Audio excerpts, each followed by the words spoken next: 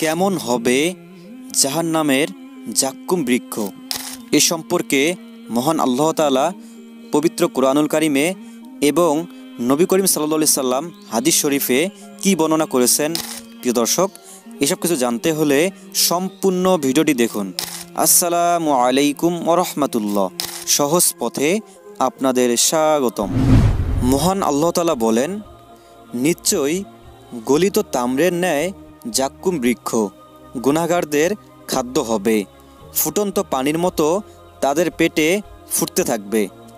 মহান আল্লাহ তাআলা আরও বলেন, হে বিভ্রান্ত ও মিথ্যা প্রতিপন্নকারীগণ, অবশ্যই তোমরা জাক্কুম বৃক্ষ হতে আহার করবে এবং তা দ্বারা উদর পূর্ণ করবে, অতঃপর ফুটন্ত পানি পান করবে এবং পিপাসার্ত উটের ন্যায় বেশি পরিমাণে পান করবে।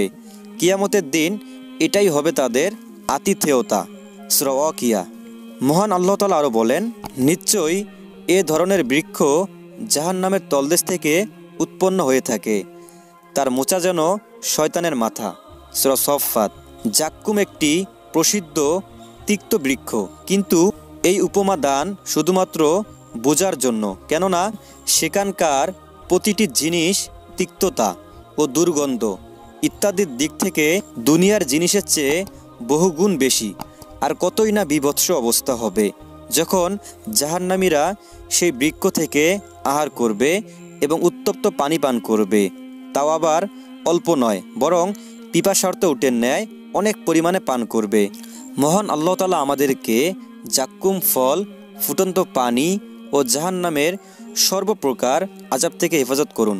নবী করিম সাল্লাল্লাহু আলাইহি সাল্লাম ইরশাদ করেছেন, যদি জাক্কুমের একটি ফোঁটা দুনিয়ার সমস্ত পানিতে অর্থাৎ সাগর ও নদীতে ফেলা হয়, তাহলে সমস্ত দুনিয়াবাসীর সকল খাদ্য নষ্ট হয়ে যাবে, অর্থাৎ তিক্ত হয়ে যাবে। তাহলে আবার বলুন, ওই ব্যক্তির কি অবস্থা হবে যার খাদ্যই হবে জাক্কুম? হাকেমের বর্ণনায় আছে, আল্লাহর কসম, এক ফোঁটা জাক্কুম যদি দুনিয়ার সাগরগুলোর মাঝে ঢেলে দেওয়া হয়, তাহলে নিঃসন্দেহে সমস্ত দুনিয়াবাসীর খাদ্যসমূহ তিক্ত করে ফেলবে। তাহলে বলো, যার খাবারই হবে জাক্কুম, তার কি অবস্থা হবে? মহান আল্লাহ তাআলা আমাদের সবাইকে হেফাজত করুন, আমিন। আর প্রিয় বন্ধুরা, এরকম ইসলামিক নিত্য নতুন ভিডিও পেতে আমাদের এই ছোট্ট চ্যানেলটি সাবস্ক্রাইব করে সাথেই থাকবেন ইনশাআল্লাহ।